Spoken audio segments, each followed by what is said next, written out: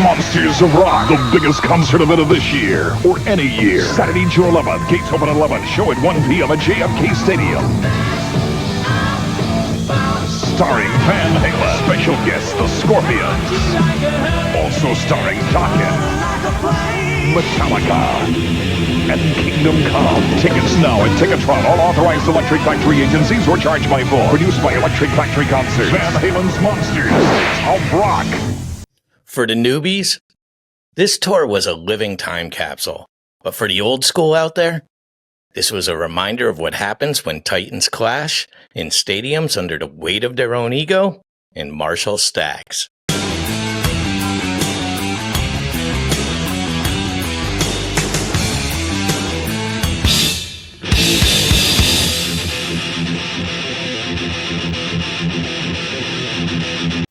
In my dreams, it's still the same.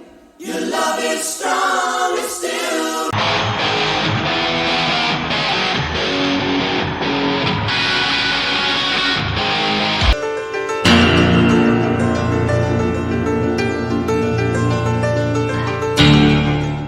So imagine AC/DC.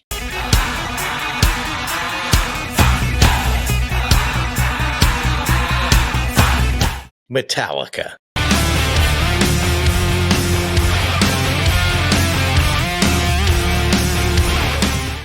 Van Halen.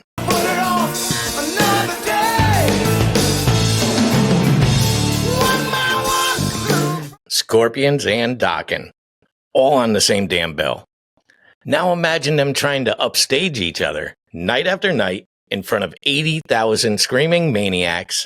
Some drunk, some sunburned, most both. Drunk and disorderly. You got really sunburned. This wasn't just a tour. This was a traveling war machine of riffs and ego, fueled by hairspray, beer, and the burning need to melt faces across continents. Hold it. Hold it? Yeah, hold it. This was Monsters of Rock. And it didn't just define arena metal. It set fire to the blueprint. So today, we're going to go deep into the origin, the chaos, the cultural fallout, in one very personal, very real memory from the 1988 U.S. tour stop at Giant Stadium, where metal, life, and loss collided under a sky full of thunder.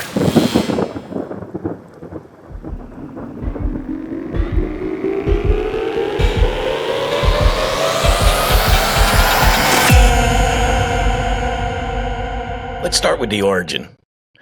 Let's rewind. So the year's 1980. The place, Castle Donington Park, England.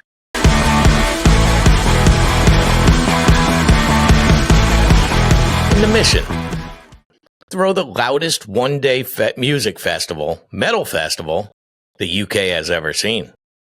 The first lineup was straight fire. There was Rainbow.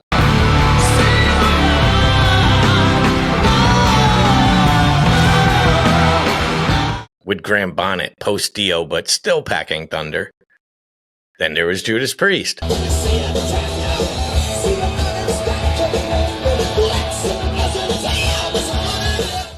Peak screaming vengeance. Scorpions.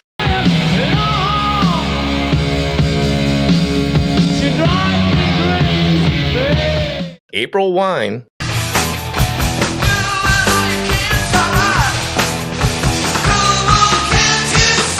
And Saxon.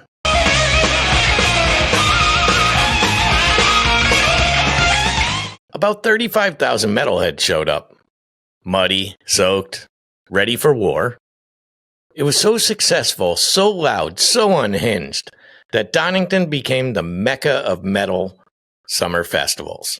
Year after year, the monsters returned. Eventually, you had Ozzy.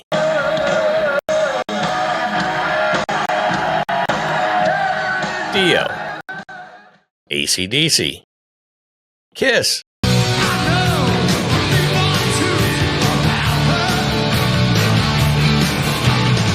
Bon Jovi, yes, they got booed.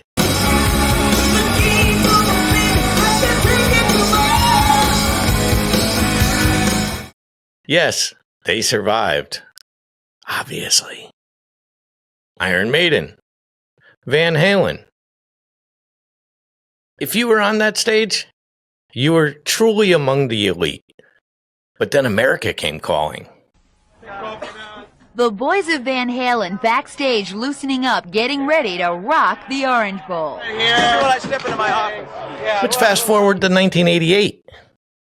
The Monsters of Rock tour hits U.S. soil like a goddamn freight train. The lineup? Van Halen.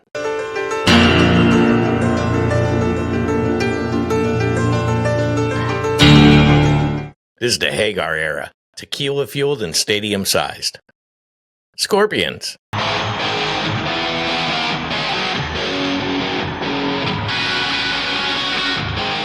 Riding savage amusement, but still tight. Dokken.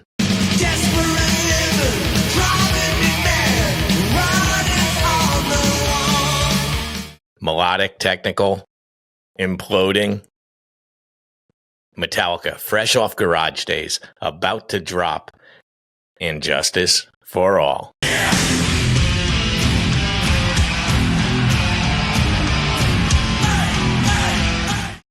And then there was Kingdom Come opening the show, a.k.a. Led Who? I never really thought that I could feel. But they had chops. I liked them. Now picture that lineup rolling into stadiums across the country. 80,000 people all day, no shade, $7 beers. It's a lot of money back then. Barely functional toilets. Perfect. But the story here isn't just the size. It's the shift in power. Because right in the middle of the bill, not headlining, not even close, was a band that was about to steal the entire fucking show.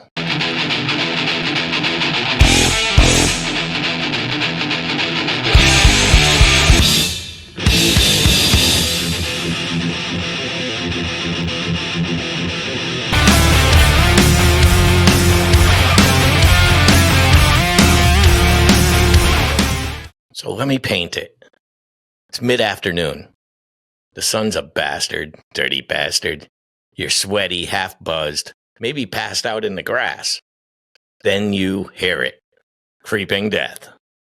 Metallica takes the stage. No frills, no stage antics, no neon. Just down-picking fury. James Hetfield barking like a warlord. And 40,000 fists in the air screaming, die, die, die.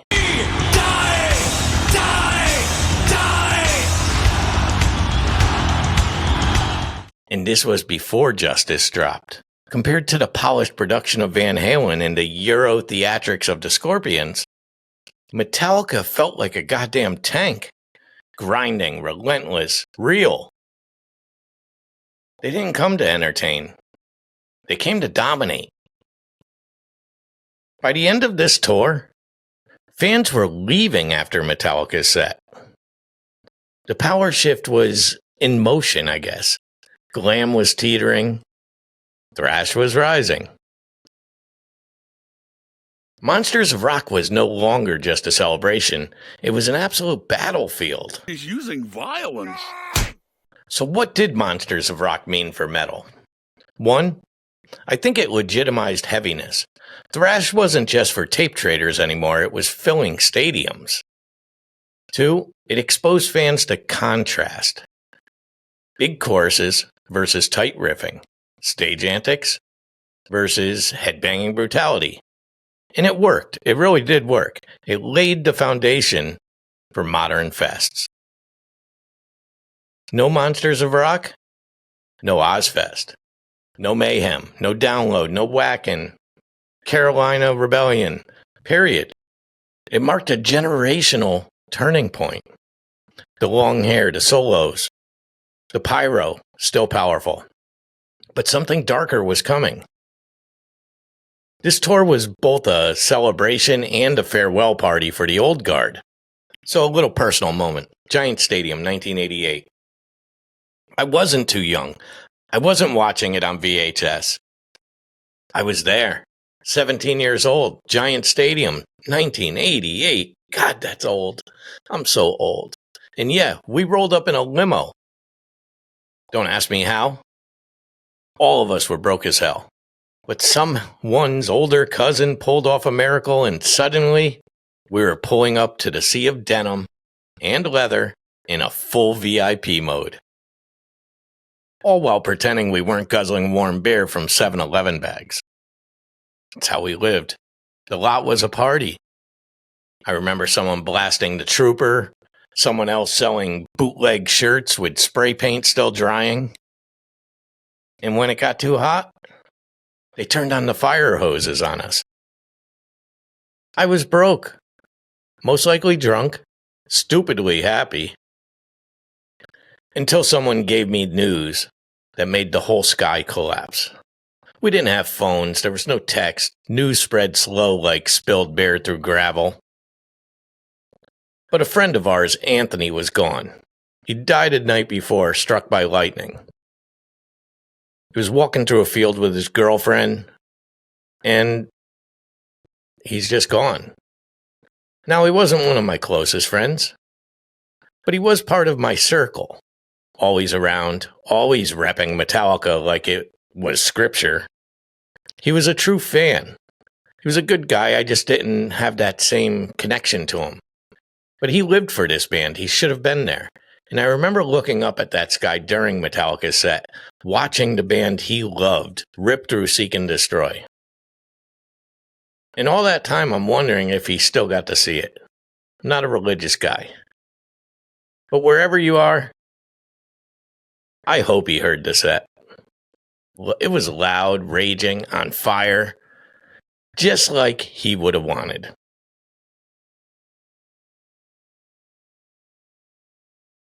But let's get back to this. So yeah, the Monsters of Rock wasn't just a tour. It was a time machine. A moment when giants roamed, when beer was warm, riffs were sacred, and your best friend might not be there tomorrow. It's important to remember. For the newbies, this tour was a living time capsule. For the old school, a reminder of what happens when titans clash in stadiums, under the weight of their own ego, and Marshall stacks. So crank the bootlegs, blast Blackened.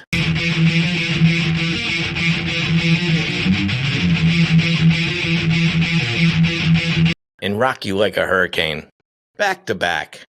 Let the history hit. Here's your call to action.